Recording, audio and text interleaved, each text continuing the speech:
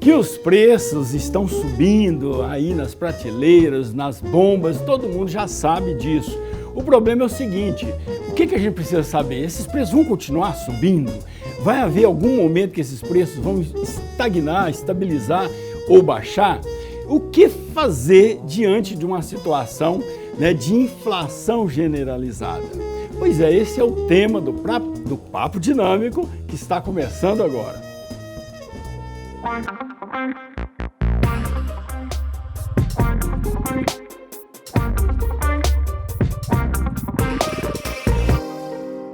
Olá, gente boa! Estamos iniciando o Papo Dinâmico na PUC TV Goiás. Você já sabe, toda terça-feira, 9h30 da noite, estamos aqui e também no YouTube, no canal do programa Papo Dinâmico, no canal da PUC TV Goiás e no perfil do programa Papo Dinâmico, no Facebook, no Instagram, no Twitter. Hoje nós vamos falar de inflação.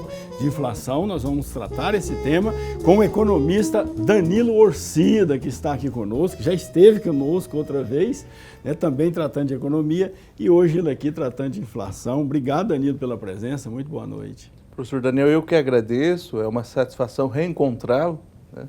E obrigado.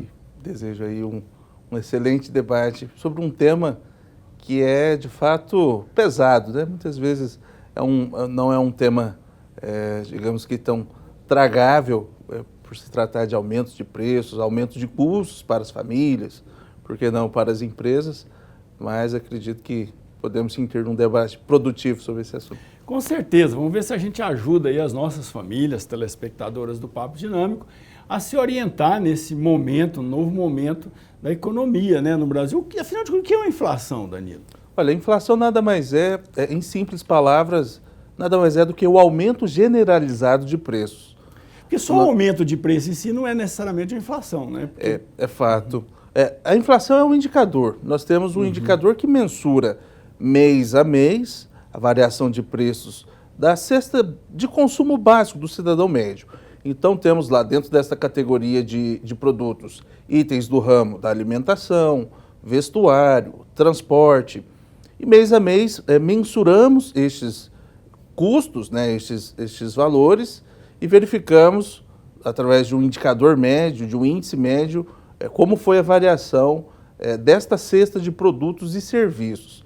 Então, temos vários indicadores que mensuram a inflação. Isso, você falou vários indicadores. A gente vê aí, tem o IPCA, INPC, tem o IGPM, tem os DI também, né? Tem os 15, IPCA 15, etc. e tal. Qual o melhor indicador de inflação? Olha, o ponto que os diferencia é o órgão de pesquisa que faz normalmente esta avaliação. Então temos a Fundação Getúlio Vargas, que é uma instituição privada que faz essa mensuração mês a mês, o IBGE, que é um instituto de pesquisa público, aí estamos falando de uma informação que muitas vezes é uma informação mais fidedigna, uma informação que pressupõe ter uma fé pública, né, já que é uma instituição pública.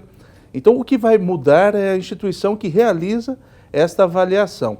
E o senhor bem comentou a questão do IPCA 15, muitas vezes, às vezes aparece esse numeral na frente. Esse numeral é índice do consumidor amplo. Índice de preços ao consumidor amplo. O que quer dizer isso? Que é amplo porque abrange mais indicadores? Abrange um volume maior de itens que são mensurados. O 15, por exemplo, o senhor citou a questão, muitas vezes o indicador aparece um referencial numérico. Aquele referencial numérico diz respeito ao intervalo de período da pesquisa. Normalmente se mensura no intervalo de 15 dias ou num período mais amplo, que aí pode ser um período de 30 dias e no acumulado normalmente se utiliza como critério de análise o ano, né?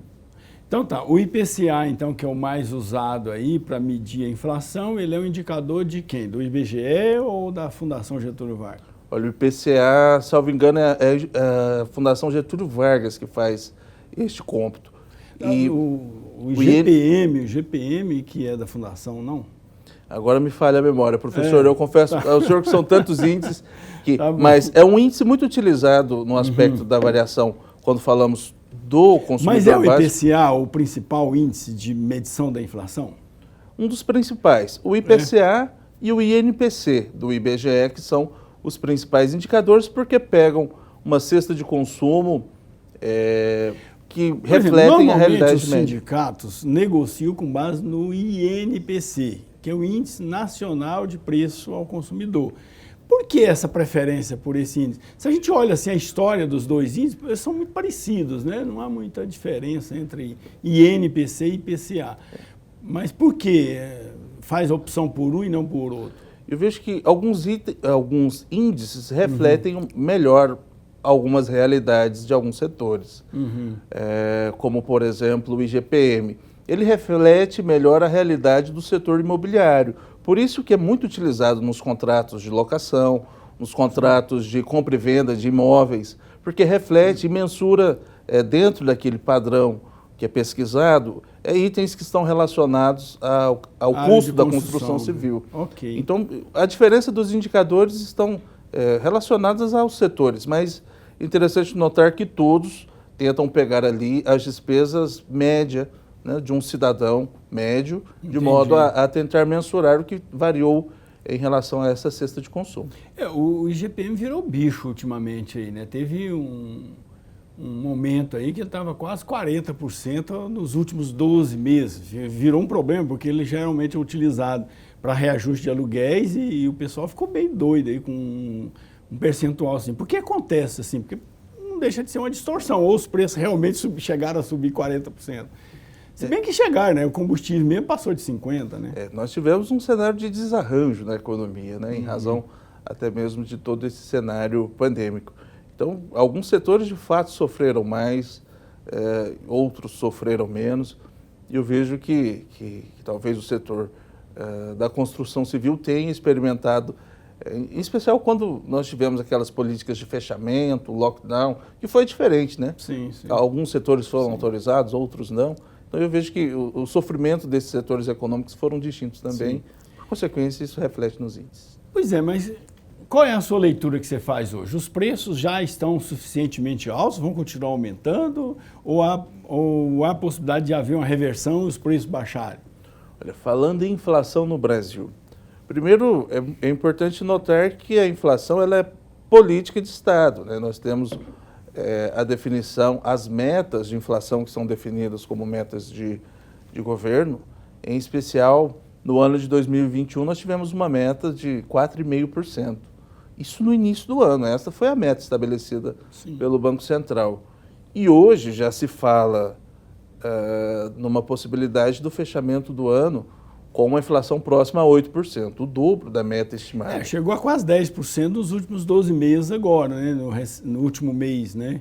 O IPCA, que é o que a gente falou ainda há pouco, chegou a 9,96% nos últimos 12 meses. É claro que a cada mês isso é ajustado, porque a cada mês eles fazem uma retrospecção de 12 meses, né? Então, dependendo do índice do mês, pode subir ou diminuir. Mas então você acredita que até o final do ano essa inflação deve terminar em 8%, que isso seja um pouco abaixo do que estava nos últimos 12 meses? A expectativa é que feche na casa de 8%. Quando o Banco Central estabelece metas de inflação, dentro desta meta estabelecida pode ter uma variação tanto em 2 pontos percentuais para mais ou para menos. Ainda assim, tecnicamente se diz que está dentro da meta, mesmo que tenha uma variação. Tá, mas então, no caso, então até o final do ano vamos estar fora da meta? Provavelmente. Acredito que a nossa inflação deva fechar na casa dos 8% para cima. E por que é importante observar esse indicador? Porque perceba, se o salário mínimo não for reajustado neste parâmetro, o cidadão está perdendo poder de compra em relação ao seu poder de consumo, né? Então, a meta de inflação ela é muito adotada como critério até mesmo de parâmetro para o reajuste do salário mínimo. Pois é, mas então, veja bem, nós temos um desarranjo aí. Dentro da previsão do governo, o centro da meta seria em torno de 4,5%. Como isso pode variar 2 para mais, 2 para menos, o mais seria 6,5%, né? Sim. Poderia. Então, se está 8%, já vai ser... Aliás, nesse momento já está acima, né, do teto da meta, digamos assim. E vai terminar o ano acima do teto da meta. Qual a consequência desse desequilíbrio? Olha, o aumento de preços, né? Quando falamos de inflação, a consequência maior é corrosão do poder de compra do cidadão.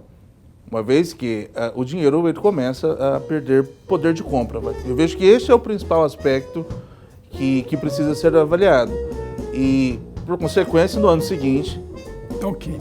Vamos fazer um pequeno intervalo e a gente já volta e vamos ver também se o desequilíbrio fiscal é um dos motivos para esse desequilíbrio inflacionário. Daqui a pouco a gente volta.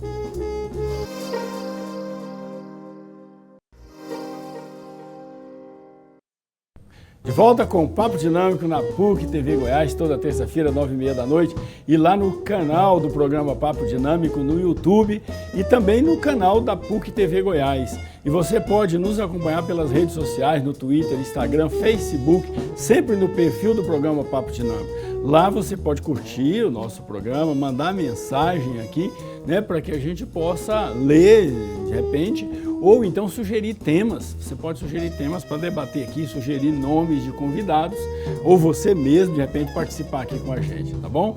Hoje estamos falando aí de aumento de preços generalizado pelo país afora, e estamos tratando desse assunto com o economista Danilo Orcida, ele que é também advogado, está aqui conosco tratando deste assunto. Pois é, então o que fez, o que está fazendo nesse, digamos assim, esse desequilíbrio do controle de preços no Brasil? Desequilíbrio fiscal? É o dólar? Por que o dólar está subindo? Tem alguma coisa a ver? Como é que explica isso, esse descontrole? Olha, acredito que a economia ela pode ser enxergada por 3 prismas. O lado fiscal, que é um dos principais pontos quando falamos de economia brasileira, a questão monetária e a cambial. Eu vejo que esses 3 caminhos, de igual forma, são os caminhos que o governo pode, inclusive, buscar como política econômica para trazer um rearranjo da economia, são os caminhos que explicam o cenário econômico brasileiro. Pela perspectiva do lado cambial, há uma disparada e a desvalorização do real, que é um ponto que explica uma série de aumentos, como o caso dos combustíveis, o maior volume de exportação. Exemplo, o consumo interno, ele acaba sofrendo uma pressão de preços, porque o produtor ele se interessa em vender para o mercado externo quando a moeda começa a ter... Perfeito. Vender em dólar hoje é muito mais vantajoso do que vender em real, né? Exatamente. Então o produtor rural ele está vendendo para onde? Para a China? Exatamente. A China é um dos principais mercados.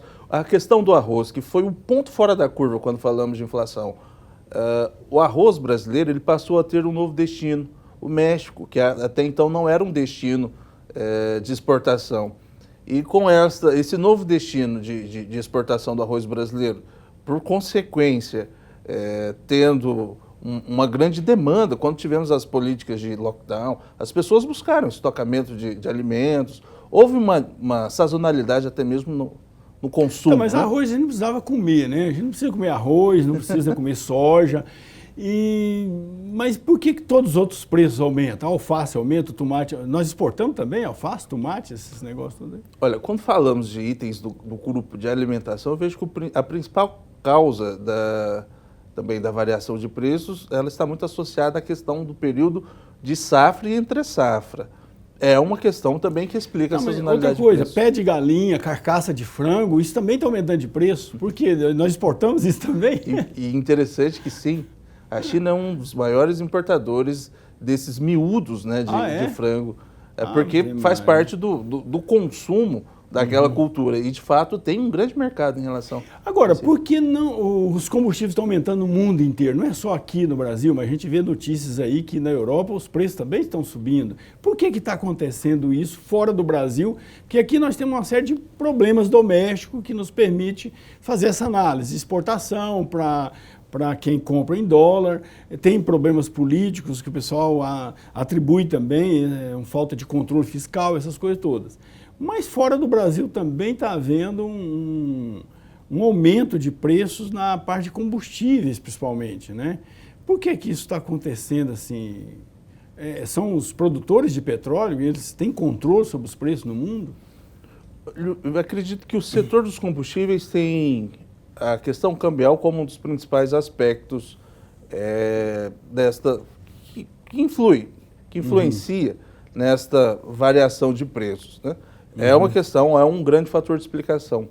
Mas eu faço um recorte de análise aí, trazendo para o lado da política fiscal, professor. Quando olhamos a questão da política fiscal brasileira e os encargos que incorrem dentro daquele produto, em especial os tributários, nós percebemos que no Brasil, e essa talvez seja a grande discussão da reforma tributária, no Brasil o consumo ele é muito tributado. Quando falamos, por exemplo, do combustível que chega no preço final. É verdade mesmo que o ICMS está majorando demais, está forçando mais do que devia o preço dos combustíveis? Olha, eu acredito que desde longa data nós nos acostumamos com a solução simples, que é aumentar tributos como forma de buscar equilíbrio nas contas públicas. O ICMS é um tributo de fácil arrecadação, tem uma importância tamanha para os estados e para os municípios que recebem receitas de repartição. Mas acredito que desde longa data nós violamos um princípio chamado seletividade. E cito um exemplo para o senhor. A ideia da seletividade, ela nos orienta no sentido de que setores essenciais da economia precisam ser desonerados e aqueles que não são tão essenciais devem ser tributados com mais peso. Então, qual a razão hoje da alíquota do ICMS da gasolina ser 30% e do tabaco, do cigarro ser 27%? O que é mais essencial na economia? Energia elétrica, 43% de imposto, um absurdo, né? Que é uma coisa básica, né?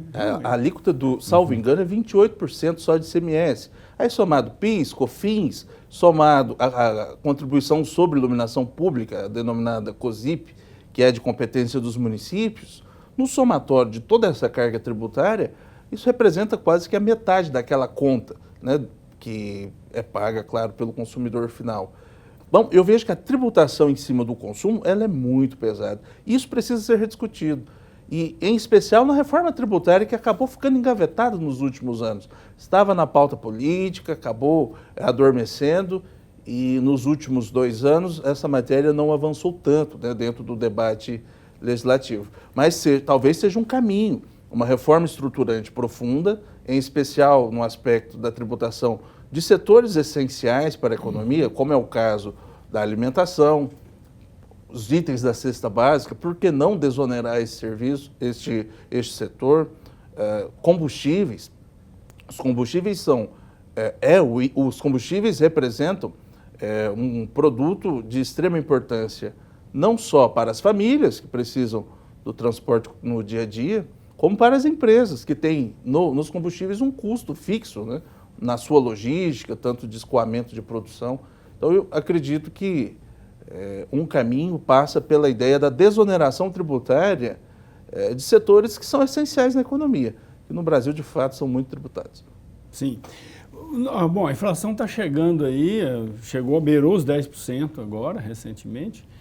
Você acredita numa hiperinflação ou você acha que o governo tomará providências no sentido de fazer a inflação voltar ao centro da meta? Olha, olhando no retrovisor, a nossa inflação, há 8 anos atrás, ela estava dentro desta casa. Nós chegamos a ter uma inflação na casa de 12%. Então, tivemos sucessivas medidas econômicas que foram direcionando no sentido... Não há risco da gente voltar aos anos 80, não, né? Quando a gente chegou a ter inflação de 80% ao mês. Olha, acredito que estamos um pouco distantes, mas este é um fantasma que ainda assola o brasileiro, né?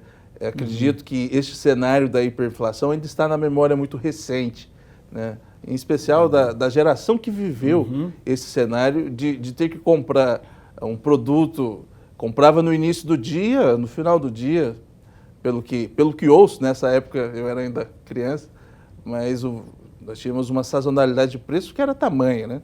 Ao ponto de gerar uma necessidade de estocamento e tudo. O governo, depende do governo garantir isso ou não depende dele? É uma questão mais de mercado? Ou o governo pode, dependendo da forma como conduz, quer dizer, desconduz, desgoverna, ele pode levar o país a um descontrole total inflacionário? Olha, a inflação, o Banco Central é a instituição que tem, inclusive, como meta ou como política monetária, o controle. Então, políticas econômicas são adotadas no sentido de conter a inflação. Mas eu não ignoro, professor, que política e economia são irmãs siamesas. Entendi. Na medida em que a política vai mal, a economia entra também no mesmo caminhar, né? A economia também vai mal.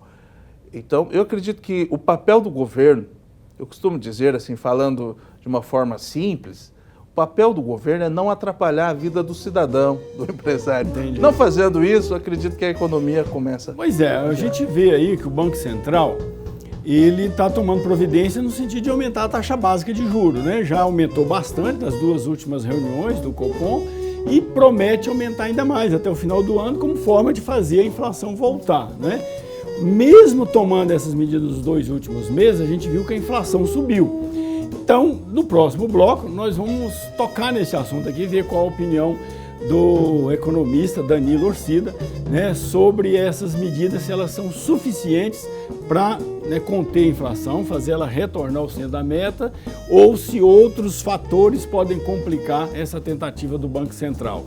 E também vamos ver o que a gente deve fazer, né, no meio, né, de uma inflação tão alta. Daqui a pouquinho a gente volta.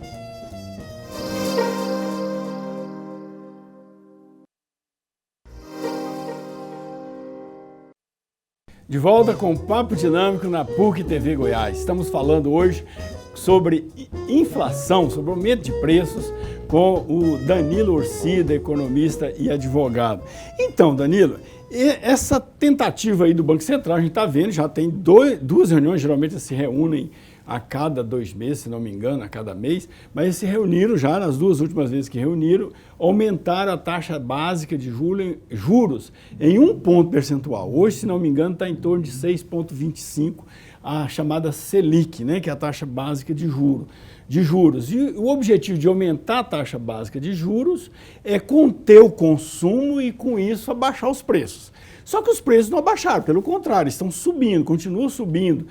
E isso, de certo modo, nos deixa assim, bastante revoltados, porque ao mesmo tempo que os preços sobem, os salários, a renda, né, do trabalhador não aumenta da mesma proporção.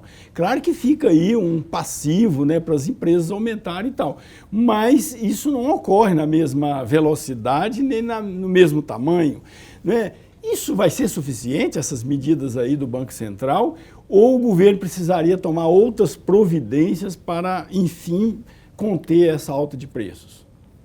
Olha, acredito que aumentar taxa de juros neste momento é inoportuno. Inoportuno por quê? É uma medida que visa e que pode conter a inflação, porque de fato atinge o consumo que é financiado? Sim. Pode impactar na questão da inflação de demanda, na redução da demanda, porque no Brasil o consumo em sua boa parte é financiado. As pessoas financiam seu consumo, né? Aquisição de bens, serviços. Só compromete uma renda futura para ter um bem agora. Exato. E deixar isso mais caro, neste momento econômico, e aí eu digo inoportuno por quê? Porque as pessoas passaram por um cenário de desarranjo financeiro, né? E muitos estão buscando fazer a recomposição. O governo não do seu só orçamento. aumentou a taxa de juro básica através do Banco Central, mas aumentou também o IOF, né?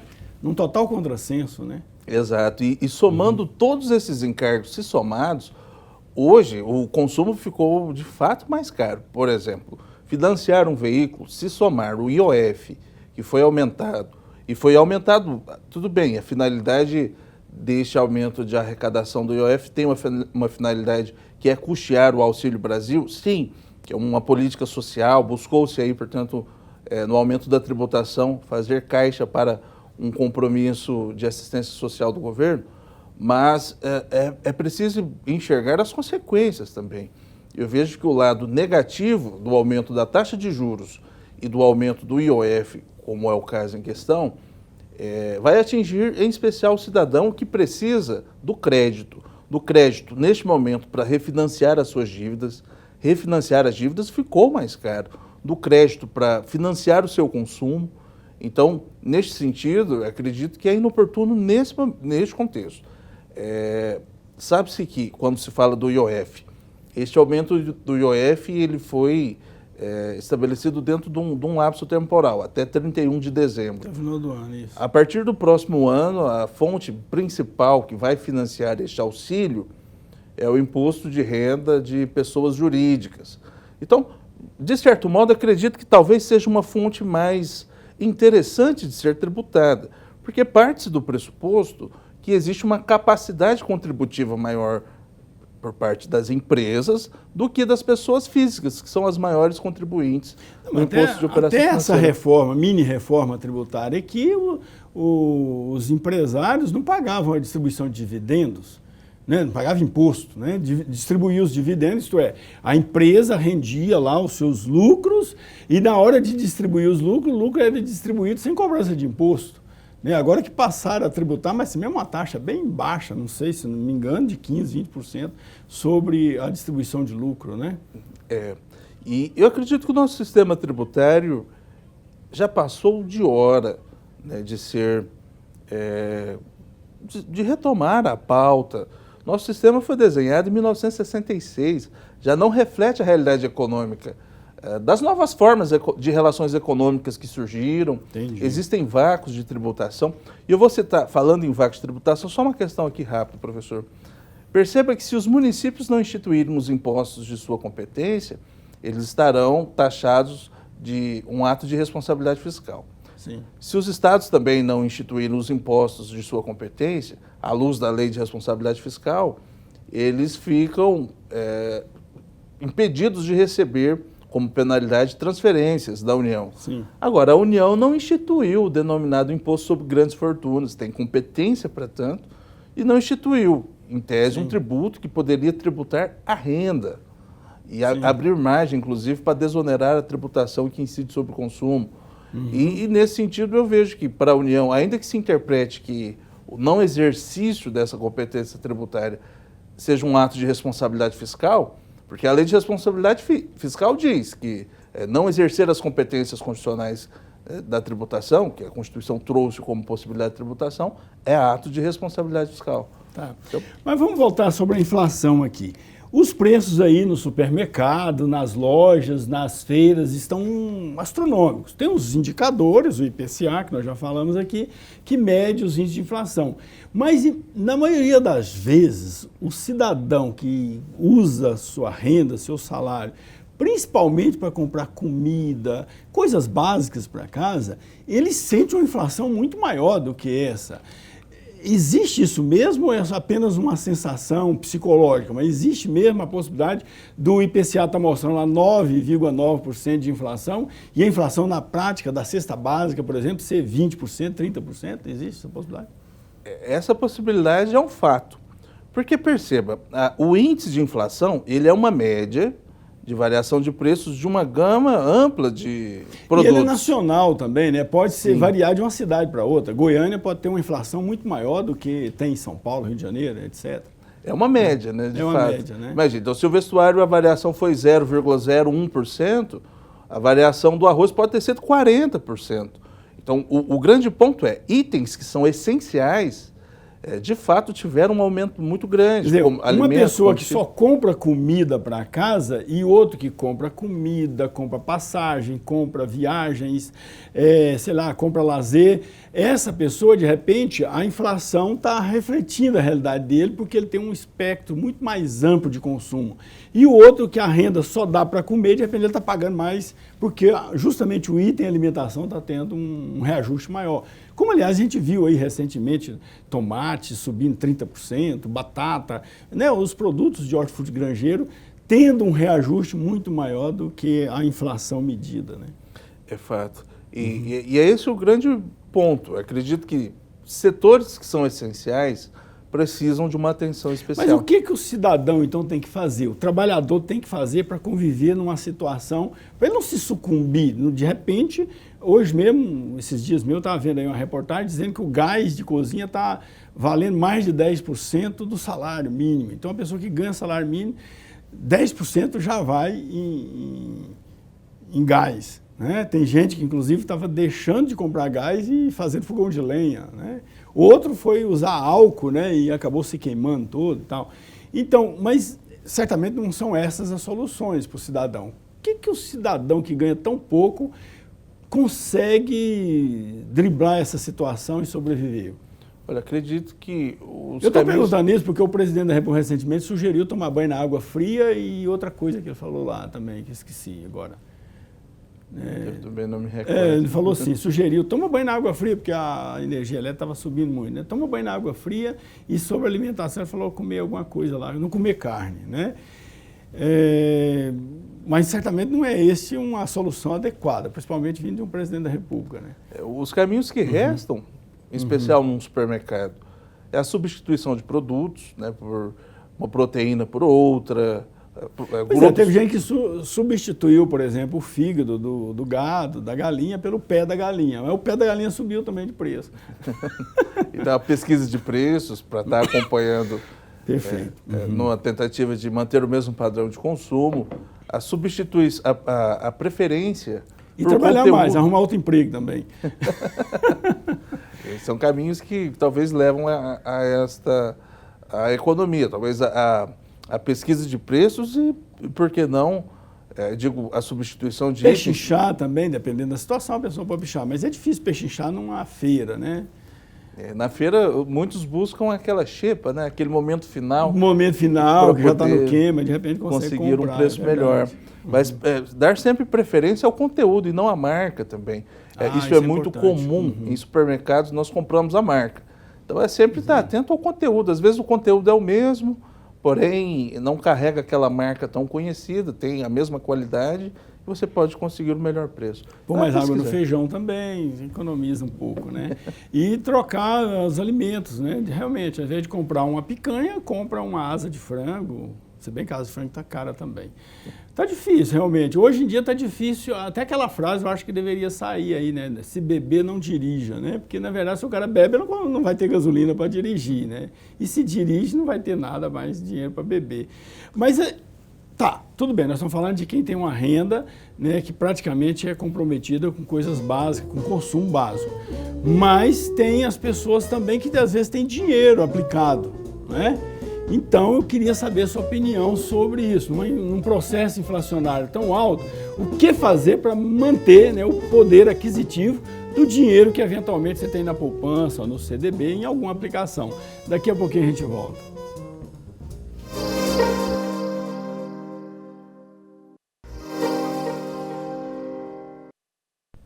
De volta com o Papo Dinâmico na PUC TV Goiás. Hoje nós estamos falando de inflação, de aumento de preços e o que fazer, né, numa situação de tanto desconforto, principalmente para quem trabalha. Então, você falava aqui no intervalo, Danilo Ursida, nosso economista entrevistado de hoje, quantos por cento da população ganha até 2 salários mínimos?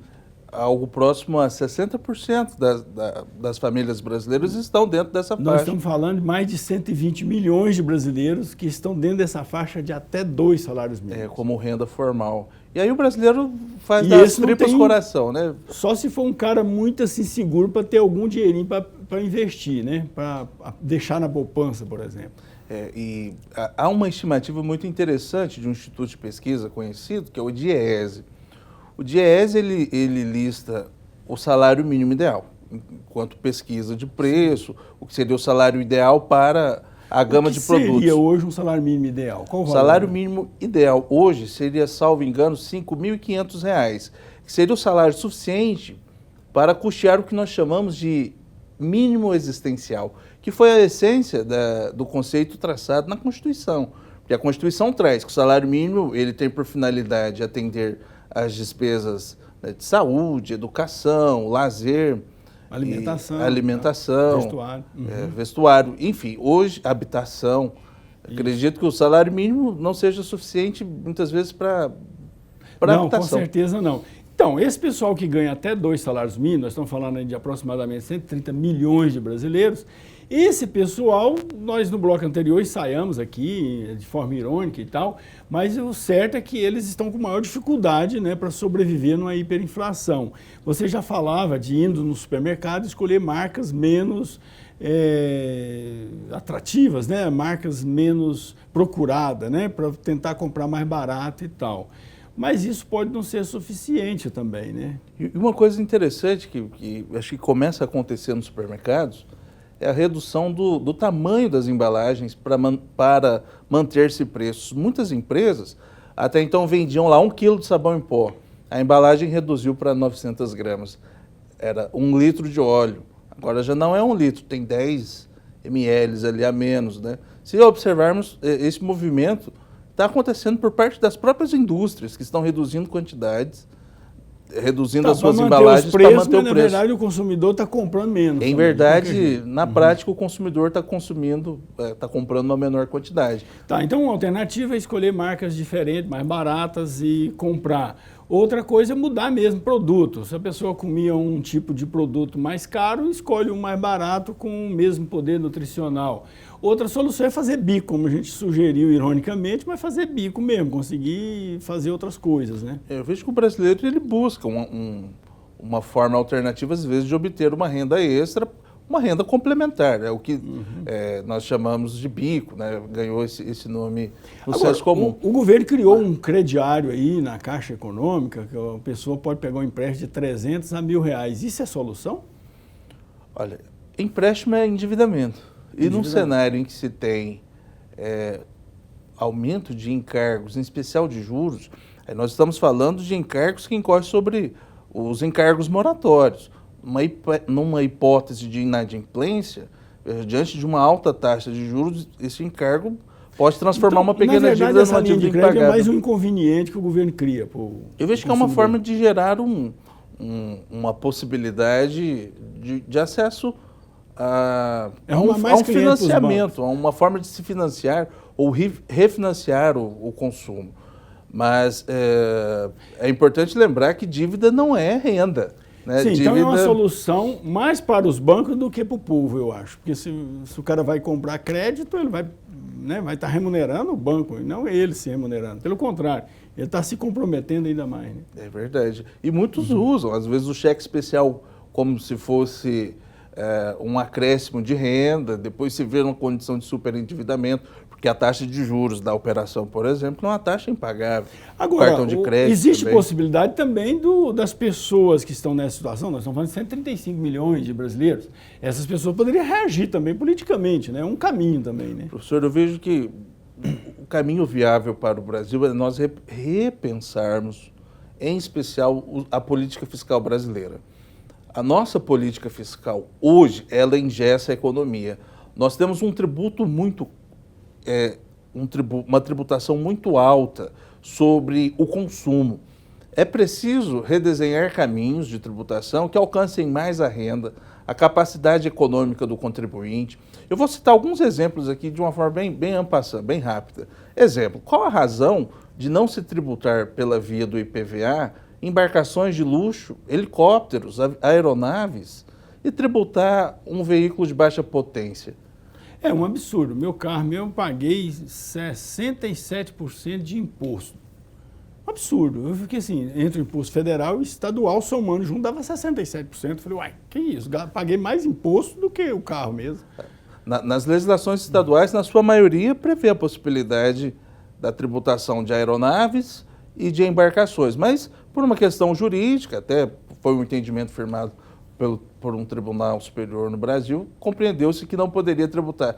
Mas perceba, quem tem capacidade para comprar um barco de luxo, não paga tributo sobre isso, um tributo sobre a propriedade.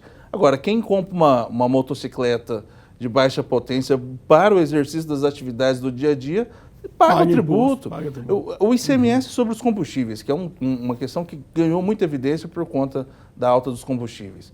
Veja, imagine um cidadão, o Neymar, né, uma pessoa conhecida, uma figura pública, abastecendo um veículo de luxo no posto de gasolina. Ele vai pagar 30% em cima daquele abastecimento. E um cidadão que está abastecendo um veículo de 1.0... Isso você está falando do ICMS, né? Porque se for colocar toda a cadeia de impostos, desde a indústria até ali, vai dar muito mais. Eu digo em especial o ICMS, o valor que incide 30%, sobre o abastecimento. Aqui em Goiás é 30%. Não se tem, nessa forma de tributação em cima do consumo, o que nós chamamos de respeito à capacidade contributiva. Porque se o cidadão que tem um veículo de baixa potência, que abastece o sujeitinho naquele que trabalha aí como motorista de aplicativo, paga o mesmo imposto que o Neymar paga na sua Ferrari. Eu não sei se tem Ferrari, já teve, eu acho, mas não sei se tem. Mas tem jatinho, né? Imagino que sim. Ele tem jatinho, paga querosene pro jatinho lá. Então, essa fórmula de tributação, ela não equaciona a capacidade de acordo com a riqueza. Sim, com certeza não. Tá, mas aí o sujeito que tem dinheiro para aplicar. Nós falamos dos 135 milhões que só tem dinheiro para consumir, para comprar alguma coisa. Mas tem aí alguns milhões de brasileiros que têm dinheiro para aplicar. O que fazer para o dinheiro não perder o poder aquisitivo? Vou explicar. Na poupança, por exemplo, a poupança, se não me engano, está rendendo bem menos do que a inflação. Né? Então, eu estou entendendo que se você, durante um ano, sua poupança lhe rende 6% e a inflação está 9%, você está perdendo 3%. Certo? O CDB também está da mesma coisa. No máximo, a gente consegue aplicar aí 100% CDI. Certo? O CDI, o que é? Fica um pouquinho abaixo ali, quando a Selic está subindo, em geral, ele fica um pouquinho abaixo da Selic, que está 6,25%, o CDI deve estar 5,5%, 5,6% por aí. Certo? E a inflação está 9%. Então, o cara está perdendo vertiginosamente. O que fazer para manter o poder aquisitivo do dinheiro? Tem que ir para a Bolsa de Valores? Olha, quando falamos de investimento está muito associado à ideia de risco. Então eu digo o seguinte, quanto maior o risco, maior a possibilidade de ganho. Essa é a lógica do mercado. Mas a Bolsa também está perdendo, né? Quem está investindo em Bolsa não está ganhando também. Olha, eu acredito que o cenário de investimento na Bolsa de Valores foi, nos últimos anos, nos últimos 2 anos, considerando o período da pandemia, foi um excelente cenário. Aí vou citar um caso como exemplo. Investimento em ações de empresas aéreas. Uma ação, vou citar aqui porque é o valor o nome da ação representa o nome da empresa. Uma ação da Azul, em média, antes da pandemia, era negociada na casa dos R$45 a R$50. Estava ali naquele patamar de preço. No período do fechamento dos aeroportos... Quem investe nas ações da Azul vai ter que repensar, porque eu sou cliente da Azul, do Clube Azul, né, e vou sair do Clube Azul, porque os pontos estão mais caros que o preço da passagem. Mas eu cito só uma questão de investimento, de momento então e oportunidade. Eu vou sair, então, portanto, as ações da Azul vão cair. Eu cito a Azul como um exemplo de empresa, mas outras empresas aéreas que são cotadas em bolsa. O valor da ação foi a R$5. Então, foi um momento muito oportuno para quem tinha dinheiro para comprar. Durante a pandemia, as empresas aéreas sofreram aí uma recessão grande. Agora, com o reaquecimento, estão voltando. Né? Investimento em ações nesse contexto foi uma excelente oportunidade. Investimento em empresas de construção civil, empresas que estão relacionadas a shopping, porque com o lockdown houve fechamento, houve todo um cenário de incertezas, uma corrida para venda e uma desvalorização. A exemplo, a empresa aérea, o valor reduziu a quase R$5. Sim. Quem comprou ações a R$5 hoje já consegue vender, está em média entre R$36 a R$41. Conseguiu triplicar o valor do capital num intervalo pequeno, de menos de 2 anos. Sim. Então, existem momentos de oportunidade. Eu vejo que há riscos e incertezas, mas existem oportunidades. Então, agora, a lógica do investimento é, quanto maior o risco, maior a remuneração. A poupança tem um risco muito baixo, portanto, a remuneração de igual forma mas muito nesse baixa. caso, o risco está sendo um risco grande, que a pessoa está perdendo. Né? Quem tem dinheiro na poupança está perdendo para a inflação. Eu nem costumo chamar poupança de investimento. A poupança ela é uma forma de se guardar dinheiro, mas muitos optam por esse caminho porque ela tem uma liquidez imediata. Ou seja, se você precisa daquele dinheiro, você pode resgatar. Tem outras soluções para quem tem uma boa grana investida aí no mercado financeiro, no mercado de capitais. Existem, por exemplo, soluções no sentido de você recomendaria a pessoa tirar esse dinheiro e investir em coisas reais, por exemplo, em terreno, em fazenda, em boi, sei lá, em apartamento, em casas, no mercado imobiliário? Que outro tipo de investimento pode ser feito? Em coisas mais concretas? Acredito que o mercado imobiliário, no último ano em especial, teve uma certa aquecida, em especial porque houve digamos que um novo arranjo em relação às formas de trabalho. Muitas pessoas que moravam em apartamentos menores, em razão da implantação e da consolidação do home office, se viram numa necessidade de montar um escritório em casa, então buscam um apartamento maior. Então houve uma nova dinâmica aí nesse mercado que trouxe um certo aquecimento. É um bom investimento, sim. No mercado imobiliário. Exato. Fundos imobiliários seriam uma boa também? Fundos imobiliários, fundos de investimento em geral. Legal. Eu acredito que são caminhos viáveis. Bom, infelizmente a musiquinha tocou e nosso tempo acabou. Danilo Orcida, nosso entrevistado, economista, advogado. Muito obrigado, acho que foram muito esclarecedoras as suas orientações, suas respostas aqui para nós, né, suas opiniões. Então eu te agradeço muito, muito obrigado, viu? Obrigado mais uma vez, né, por essa companhia aqui agradável. Eu que agradeço, professor, e é sempre uma satisfação retornar a essa casa. Que legal, muito obrigado, boa noite. E para você que nos acompanhou, nosso abraço, muito obrigado pela audiência e até a próxima.